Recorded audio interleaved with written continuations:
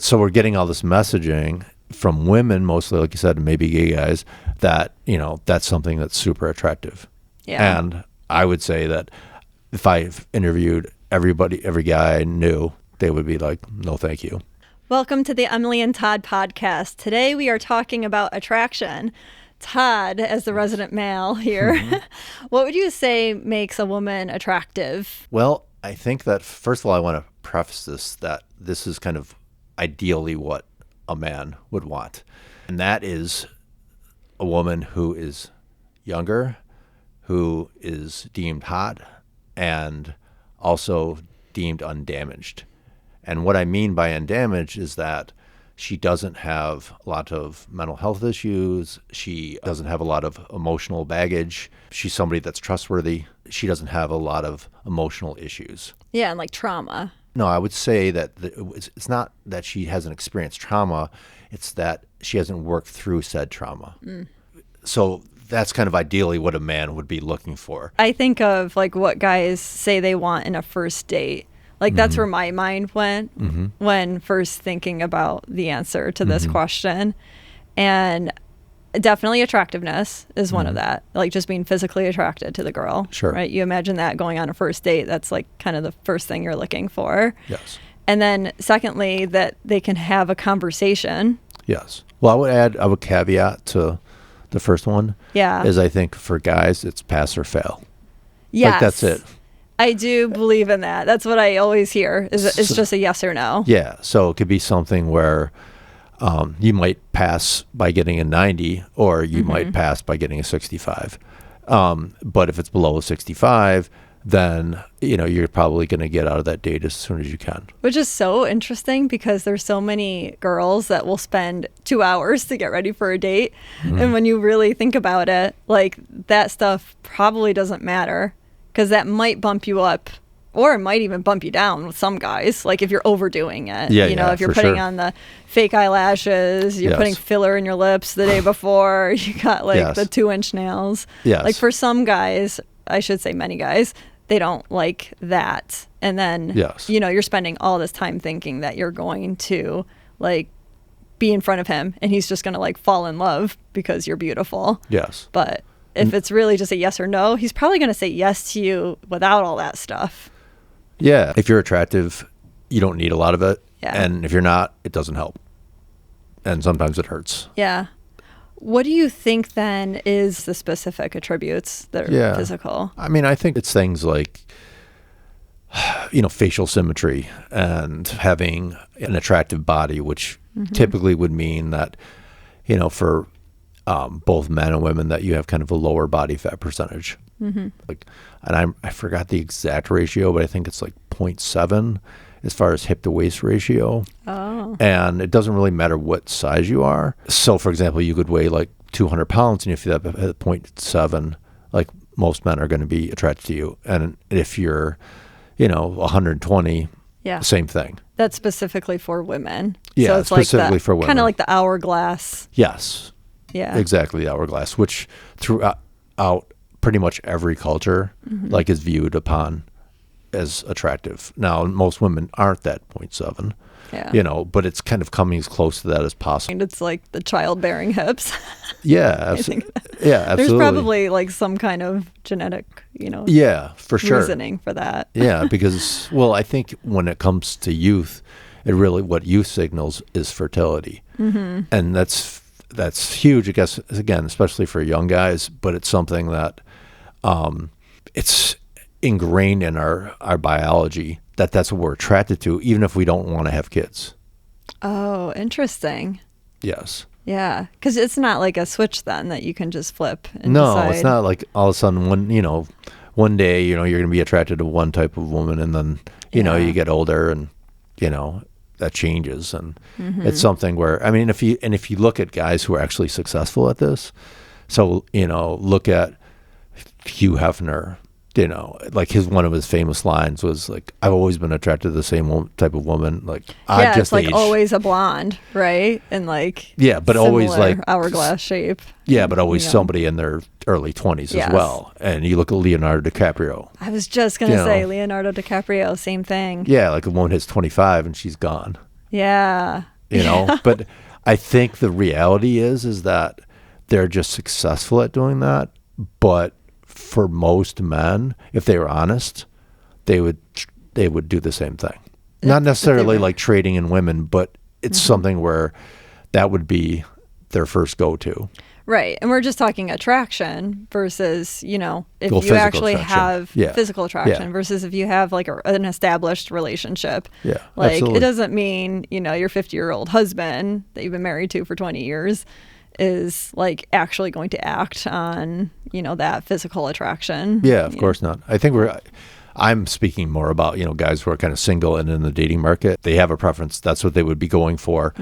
And, you know, whether they're able to attain that or not, especially in today's day and age, is a totally different story. Here's the interesting thing, I think, is that, you know, you've heard of the male gaze and the female gaze, right? We're getting these messaging today that females who, for example, are, you know, extremely overweight, that, you know, they're considered to be attractive.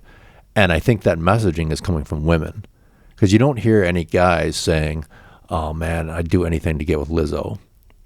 Unless they're homosexual. Like they will pump up another woman. I see that all the time. Yeah. But a straight guy man is not going to. Yeah, you're right. I'm trying to think. I don't know if I've ever seen that. No, because it doesn't exist, because it's something where like that's not what guys are attracted to. Yeah. But so we're getting all this messaging from women, mostly, like you said, and maybe gay guys, that, you know, that's something that's super attractive. Yeah. And I would say that if I interviewed every guy I knew, they would be like, no, thank you. Right. I think women want that to be the case. And like, I get it. I do. I get it. Like they want a man to be attracted to her internally and then also outwardly, however she presents herself. Yeah. What about the communication piece though? Like being able to have conversations with that woman. Yeah. I mean, I think that there's two main components of attraction. One is, am I physically attracted to this woman? And then two is, can I have a conversation with her? Do I like her personality? Do I like spending time with her? Does she bring peace into my life? Yeah, so that ties into like the third thing that I always think that men are looking for, especially on a first date, is just if the woman is nice. Yeah, of course. And I would add feminine. Mm-hmm. And I don't mean that in a way that is, you know, 1950s speak. And I know this is controversial as well, but you want the woman to be nice, kind, and have feminine features. But if she's somebody that is very opinionated and, you know, kind of has a lot of masculine energy, it's something that it can be a turnoff. Yeah. For sure. Yeah. For most men, I would say. Okay, so when we talk about like older men, say a man in his 60s, okay, do you think it's really just that he isn't going to be capable of getting that 20-year-old, like most 60-year-olds? We're not talking like a famous actor. Sure. That he just like eliminates that option in his head. So like if I went around and I asked single 60-year-olds what they're looking for, like I don't think the majority of them will tell me, oh, I'm looking for somebody under 30. Yeah, but they might tell me that. They might tell you that? That's why I don't hear it? Yeah, because it's virtue signaling from a guy's point of view. Do you know what I mean? And again, I'm not saying that they'll go for that because they're realistic. But at the same time, if you could say, okay, if you could have any woman on the planet, what would she look like? What would she act like? That's crazy for me to think, because like, what if they have a 30-year-old child, like a 30-year-old daughter? Yeah. And that, I know that does happen sometimes, I guess, where like a guy gets remarried and the new wife is the same age as their child. Look at Trump and his wife.